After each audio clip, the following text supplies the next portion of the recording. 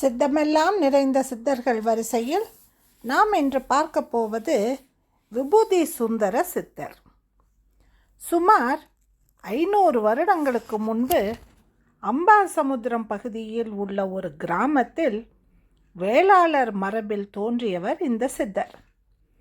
குழந்தையாய் பிறக்கும்போதே உடலில் திருநீற்று பட்டைகளுடன் பிறந்தமையாலும் இரவு பகல் எந்நேரத்திலும் தன் உடல் எங்கிலும் 18 இடங்களில் திருநீற்று கீற்றுகளுடன் பொலிந்தமையாலும் இவருக்கு விபூதி சுந்தரன் என்று பெயர். அக்காலத்தில் இவர் வாழ்ந்த பகுதியில் பருவமழை தவறி நீர் பற்றாக்குறை ஏற்படும் காலங்களில் வீட்டுக்கு ஒருவர் ஒன்று கூடி சத் சங்கம் மூலம் வருண பிரீத்திக்காக வேண்டி கூட்டு வழிபாடுகளை நிகழ்த்துவார்கள். இதனால் ஒவ்வொரு குடும்பத்தில் இருக்கும் ஒருவர் இவ்வருண சக்தி வழிபாட்டில் கண்டிப்பாக கலந்து கொள்ள வேண்டும் என்பது அந்த ஊர் பஞ்சாயத்தார் தீர்ப்பு. ஒரு முறை இதேபோல் மழைக்கால வருண சக்தி வழிபாடு நடைபெற்ற போது விபூதி சுந்தரரின் தந்தை கடும் நோயில் பாதிக்கப்பட்டிருந்ததால் அவருக்கு பதிலாக குடும்பத்தின் சார்பாக விபூதி சுந்தரத்தை அனுப்பி வைத்தார். ஊர் ஜனம் கூடியிருந்தது. அக்காலத்து வழக்கத்தின்படி இடுப்பிலே ஒரு சிறு கோவணத்தை அணிந்து கொண்டு தலையிலே கட்டு குடுமியோடு நெற்றி மற்றும் உடல் முழுதும் திருநீற்று பட்டையுடன் மக்கள் மத்தியில் வந்து நின்ற அந்த சிறுவனின் முகத்தில் தோன்றிய தெய்வீக பிரகாசத்தை கண்டு அனைவரும் அதிசயித்தனர். வந்தவுடன் அச்சிறு பாலகன் தமது கணீர் என்ற குரலில் தமிழ்மறை பாக்களை ராகத்துடன் பாடத் தொடங்கி அதனை தொடர்ந்து குழுமியிருந்தவர்கள் கூடவே பாடத் தொடங்க அடுத்த 5 மணி நேரத்திற்குள் மேகம் சூழ்ந்து பெருத்த மழை பொழிய ஆரம்பித்துவிட்டது. அதில் மிகப்பெரிய ஒரு ஆச்சரியம் என்னவென்றால், பெருமளவில் ஊர் முழுக்க மழை பெய்திருந்தாலும் ஒவ்வொருவருடைய நிலத்திற்கும் எந்தவித பேதமும் இன்றி போதுமான அளவுக்கு மழை நீர் தங்கியிருந்ததுதான். இந்த செய்தி மற்ற ஊர்களுக்கு பரவியது. தங்கள் ஊரிலும் இதுபோன்று மழை பொழிய செய்திட வேண்டும் என்று பல ஊர்களில் இருந்தும் விபூதி சுந்தரனுக்கு ஏராளமான அழைப்புகள். ஓடைகளிலும் காட்டாறுகளிலும் சிறு சிறு நதிகளிலும் இணைந்து வருணசக்தி வழிபாட்டால் நீரோட்டத்தை பெருக்கி சாதனைகள் புரிந்தான் அச்சிறுவன். இந்த தெய்வீக சிறுவனின் பக்தி பெருக்கால் பல இடங்களிலும் நல்ல மழை பொழிந்து பஞ்சம் தீர்ந்தது. வானம் பார்த்த பூமி என்ற நிலை மாறி தேங்கி நின்ற நீரில் வானமே தன் முகம் பார்க்க தொடங்கியது. அது மட்டுமின்றி பக்கத்து நாட்டில் இருந்த குறுநில மன்னர்கள் எல்லாம் தங்கள் பகையை மறந்து பல ஓடைகளிலும் சிற்றாற்றுகளிலும் இணைந்து தங்கள் நாட்டில் நீர்வளத்தை பெருக்கிக் கொண்டதுடன் தங்கள் உள்ளங்களில் ஒற்றுமையையும் பெருக்கிக் கொண்டார்கள். இம்மன்னர்கள் செழுமையுடன் வாழ்வது கண்டு மனம் பொறுக்காத குறுநில மன்னன் ஒருவன் மட்டும் தன் நாட்டு சிற்றாற்றுகளை இணைக்க மறுத்தான். அது மட்டுமல்ல, அவன் செய்த மாபெரும் மற்றொரு காரியம் விபூதி சுந்தரத்தின் வருணதவ சக்தியை தன் நாட்டிற்கு மட்டும் பயன்படுத்தி கொள்ள வேண்டும் என்று சுயநலம் கொண்டு சிறுவனை கடத்தி செல்ல பெரும் படையுடன் வந்தான். விபூதி சுந்தரனும் அந்த குறுநில நாட்டின் எல்லைக்கு வந்து வருண ரட்சக வழிபாடுகளை நிகழ்த்திட பகைவரின் படைகள் திரண்டு வரும் வழியில் பலத்த மழை பெய்தது. படையெடுத்து வந்த பகை நாட்டானின் படை வீரர்களுக்கு கடுமையான பேதி மற்றும் தொற்று நோய்கள் ஏற்பட்டு கடும் சூறாவளி காற்றால் அப்படைகள் திரும்பி செல்ல நேரிட்டது. இதிலும் ஒரு அதிசயம் என்னவென்றால், பகைவரின் படைகள் வந்த பாதையில்தான் மழை பெய்ததே அன்றி வேறு எங்கும் அல்ல. இந்த செய்தி அனைவருக்கும் வியப்பூட்டியது. நாளடைவில் வருண சக்தி வழிபாட்டு மார்க்கத்தில் தலை சிறந்து விளங்கிய சிறுவன் விபூதி சுந்தரனின் திறமை அறிந்து ஒவ்வொரு விஷயத்திற்கும் அவனது ஆலோசனையை கேட்க ஆரம்பித்தனர் மக்கள். சிறுவனின் பேரும் புகழும் ஊரெங்கிலும் பரவியது.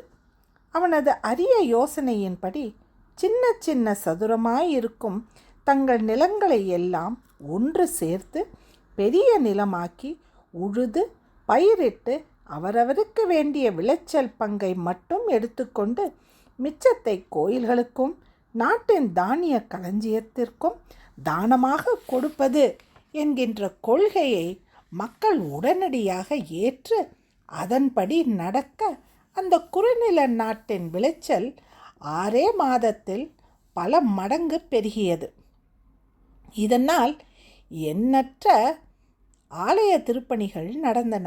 குடமுழுக்கு வைபவங்களும் பிரம்ம உற்சவங்களும் நீண்ட நெடுங்காலத்திற்கு பிறகு நல்ல முறையில் நடைபெற்றன.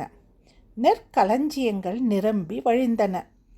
விபூதி சுந்தரனுக்கு வயது 10 பூர்த்தி அடைந்தது. தன் தாய் தந்தையிடம் விடை பெற்று கொண்டு நதியாண்டான் என்னும் சத்சங்கை அமைத்து கொண்டு திருவண்ணாமலை நோக்கி புனித யாத்திரை புறப்பட்டான் விபூதி சுந்தரன். நெல்லையிலிருந்து கொங்கு நாட்டிற்கு வரும் வழியில் வறண்டு கிடந்த ஆறுகளையும் காய்ந்து கிடந்த இடங்களையும் கண்டு மனம் வருந்தி அங்கிருந்த ஊர் மக்களையும் அதிகாரிகளையும் சந்தித்து அவர்களை திறம்பட செயலாற்ற செய்து சிறு சிறு ஓடைகளையும் ஆறுகளையும் நதிகளையும் இணைக்கும் சமுதாய அறப்பணிகளை பக்திபூர்வமாக ஆற்றினான் விபூதி சுந்தரன். நெல்லைக்கும் திருவண்ணாமலைக்கும் மட்டும் அல்லாமல் அத்தனை அடுத்த 500 ஆண்டுகளில் தென்னிந்தியாவில் ஏறக்குறைய 300 மேற்பட்ட சிறுநதி நீரோட்டங்கள் இணைப்பு திட்டங்களை மக்களின் பேராதரவோடு நிகழ்த்தியதால் இச்சித்தருக்கு நதி ஆண்டான் சுவாமி சித்தர் என்ற பெயர் நிலைத்து விட்டது.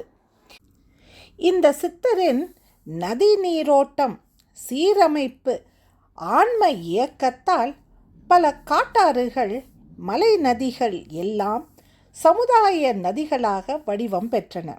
காவிரி கொள்ளிடம் போன்ற ஆறுகளில் ஆங்காங்கே வளமையான நீர்ப்பெருக்கு ஏற்பட்டது. நதி ஆண்டான் சித்தரின் மகிமை மேலும் பெருகியது. இவருடைய ஆன்மீக திருப்பணிகளால் வடபெண்ணை, தென்பெண்ணை, மணிமுத்தாறு, தாமிரபரணி, கொள்ளிடம், காவேரி, உபநதிகள், குறுநதிகள் எல்லாவற்றிலும் நீர் போக்குவரத்து அதிகரித்தது. இவருடைய திருவுருவம் இன்றும் பல ஆலய தூண்களில் காணப்படுகின்றன. சொல்லப்போனால் இப்பொழுது நாம் பேசிக்கொண்டிருக்கும் தேசிய நதிநீர் இணைப்பு திட்டத்திற்கு முன்னோடியாக இருந்தவரே இந்த நதி ஆண்டான் சுவாமி சித்தர்தான். காலப்போக்கில் இந்த சித்தர் நதி ஆண்டான் என்ற பெயரில் சத்சங்கம் அமைத்து அகண்ட நாம பஜனைகளும் வேள்விகளையும் நாடெங்கிலும் நடத்தி வந்தார். நதிகளை இணைத்து நாடு நலமுடைய செய்வதற்காக இவர் எடுத்துரைத்த வழிபாடுகளுள் ஒன்று 3 யுகம் காத்த அம்மன் வழிபாடு. தவிர இச்சித்தர் வந்தவாசி, வேலூர் போன்ற ஊர்களில் உள்ள ஸ்ரீ ஜலகண்டேஸ்வரர் ஆலயங்களில் வருடத்தின் 8 வாஸ்து நாட்களில் மற்றும் மேல்நோக்கு கீழ்நோக்கு நட்சத்திர நாட்களிலும் 64 வகை புண்ணிய தீர்த்தங்களால் அபிஷேகம் செய்து வழிபட்டார். இவற்றுக்காக ஆங்காங்கே ஓடுகின்ற நதிகளை எல்லாம் இணைத்து அற்புத சமுதாய பணி செய்த நதியாண்டார் சுவாமி இறைவனின் அழைப்பின் பொருட்டு திருவண்ணாமலை திருத்தலம் வந்தடைந்து எப்போதும் கிரிவலம் செய்து வந்தார். அண்ணாமலையை சுற்றிலும் ஆங்காங்கே மறைந்திருந்த 365 தீர்த்தங்களையும் சீரமைத்து ஒவ்வொரு தீர்த்தக்கரையிலும் நந்தி மண்டபம், சிங்கமுக மண்டபம், ஜலஸ்தம்பம், நீராழி மண்டபம், ஜல ஆக்ரஷண யந்திர ஸ்தாபனம் போன்றவைகளையும் நிறுவினார். திருவண்ணாமலை அருணாச்சல மலைக்கு 362 ஜலதேவ திசைகள் உண்டு என்பதை நீண்ட நெடுங்காலத்திற்கு பிறகு இந்த பூலோகத்திற்கு உணர்த்தியவர் இச்சித்தர்தான். பல மாநிலங்களிலிருந்து வந்த அதிகாரிகளிடம் எந்தெந்த நதிகளை எவற்றுடன் இணைக்க வேண்டும் என்ற வரைபடம் போட்டு காட்டிய போது அந்த அதிகாரிகளே அதிசயத்து போயிருக்கின்றார்களாம். அலகாபாத்தில் பூமிக்கடியில் மறைந்திருக்கும் சரஸ்வதி ஆறானது பூமிக்கு மேல் வரும் இடத்தையும் இவர் இங்கு திருவண்ணாமலையில் இருந்தே தரிசனமாக காட்டியிருக்கிறார். ஸ்ரீ நதியாண்டான் சுவாமி சித்தர் தம் அரூப வடிவில் சஞ்சரித்து கிரிவலம் வரும் மாத சிவராத்திரி நாட்களில் அண்ணாமலையில் கிரிவலம் வரும் பக்தர்களுக்கு வரும் நோய்கள் நல்லபடி நிவர்த்தியாக அருள் பாலிப்பதாக சொல்லப்படுகின்றது. நாளை மீண்டும் இன்னொரு சித்தரை நாம் தரிசிக்கலாம். நன்றி, வணக்கம்.